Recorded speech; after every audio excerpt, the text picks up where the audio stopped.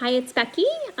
This is for discussion week 2, and it's covering Ms. Patel, Ms. Diaz, and Mr. Yang regarding class and within class grouping. So I like the idea of having some scheduled time for each academic performing group so that there can be some learning advances. I think that that's a really good idea. I don't think it should be done all the time, though. I think it defeats the purpose of inclusion learning and just inclusive altogether. I think it'd be good to be able to track student progress as far as different learning academic levels. For example, right now, my son in first grade, they definitely do twice a week through Zoom. They have the kids on a individual basis. We're based off of levels so that the teacher can work for about 40 minutes twice a week with a specific group according to their academic level. And then the other kids are working on Lexia or some other program, Splash Math. So I think that's great to give the kids individual attention and work with other students that are at their level.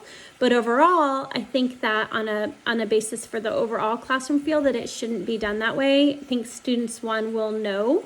They'll be categorized. I think that will be opposite of really integrating cultural.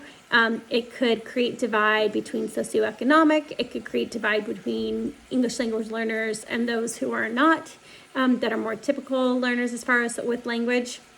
So I think that it would be good to create a segment where you have a little bit of both. Again, Mr. Yang said students need to be exposed to a wide range of individual abilities, characteristics, talents, and so on. I think it should also be noted that academic performance in the way of language and mathematics and whatnot, that's just a component of learning.